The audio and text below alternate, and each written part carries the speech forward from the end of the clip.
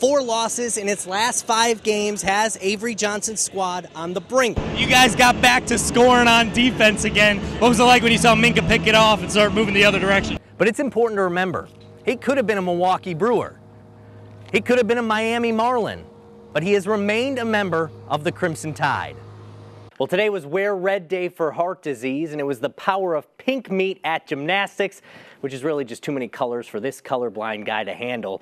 But I do know crimson and white versus blue and orange is always a big deal. Now, you'd think Tide head coach Nick Saban wouldn't be too keen on spending an hour with the media, but that wasn't necessarily the case. There are plenty of people out here, also plenty of trash bins, but something tells me, knowing the tailgating scene here at the Grove, these trash bins will be full by game time tomorrow. Well, Jim Harbaugh continues to ruffle feathers, or in today's case, he's ruffling hog fur. Bama fans can feel pretty confident heading into the Peach Bowl. Yes, you're looking at a panda, and I'll explain why. The confidence is because the Tide's a 2-touchdown favorite, or because Washington is making its first appearance in the playoffs. No, that's not the reason to feel confident. Alabama fans can feel good because Yang Yang, a 19-year-old male panda at Zoo Atlanta, picked Alabama to win. Miles Wetzel is a 2-time world champion in the Highland Games. He has a number of records, and at 56 years old is working as hard as he did when he was 26.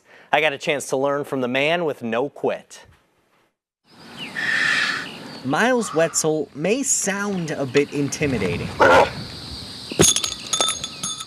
He may look a little scary, and you probably can't wrap both hands around his bicep. But Miles sees things differently.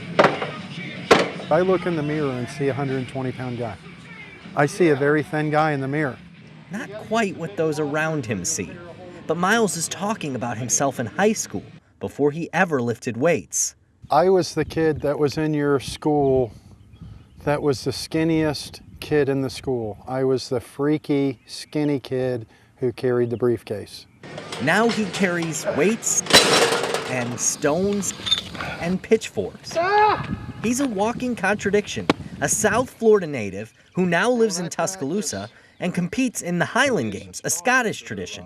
And yet it all kind of makes sense. The sport came to me, I'm not going to say easy, but my first game I went to, I won every event. And it's that 120-pound kid that fuels his fire. I'm still chasing that affirmation to myself that I'm not 120 pounds anymore. And there isn't anything that can stop the chase.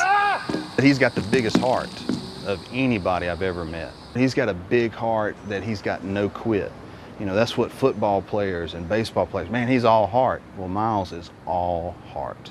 About that heart, though. 6 years ago, Miles underwent open heart surgery. When I had the surgery, I have some heart damage, and initially they said I would never lift weights again, and of course never throw. But never throw is never an option for the Highland Games champ. After you get hurt, you fall down, so to speak, as they say. You can't stay there, you can't stay hurt. You know, you have to recover and get well, and I've just never thought of stopping. Broken bones, countless surgeries. I've been put to sleep 23 times. It's all sort of misleading. It's not what you see out there.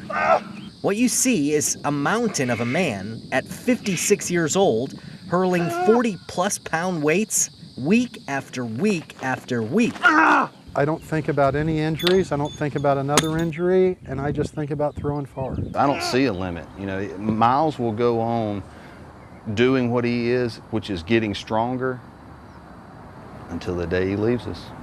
And so he keeps competing, defying odds and expectations for a former 127-pound, injury-riddled, briefcase-carrying Highland Games champion.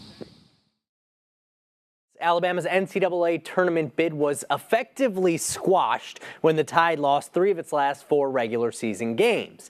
That is, unless the team could just get on a little winning streak. If Alabama wins the SEC tournament this week, it's in, and it's maybe not as far-fetched as you'd think. Alabama is the number 5 seed. That means the Tide opens on Thursday against Mississippi State or LSU. A win sets up a meeting with South Carolina, and then Another win likely sends Bama to the semifinals against Kentucky. It's possible, but only if this team can overcome obstacles. I'm looking for. The ACCC tournament is underway. Shelton State is the 1 seed on both the men's and women's side. The men were in action this afternoon. The Bucks get a 62-49 win over Chattahoochee Valley. Shelton will play in the semis on Thursday. The Lady Bucks are in action tomorrow, taking on Gadsden State. That game's at 1 o'clock. The Alabama baseball team was supposed to be underway right now, but Mother Nature did her motherly thing and forced a postponement for today's game against Troy. So the Tide and Trojans will meet again on April 5th back here in Tuscaloosa. You know, Alabama was looking forward to continuing the momentum it built this weekend when the Tide swept Louisiana Monroe, a positive sign after losing 4 straight the week before. Well, I'm still trying to. It will be Team Bama at the Zurich Classic of New Orleans next month. FedEx Cup points leader Justin Thomas announced he will team up with former Alabama standout Bud Cauley when the tournament begins at TPC Louisiana on April 24th. Thomas is looking for his 4th tournament win this season.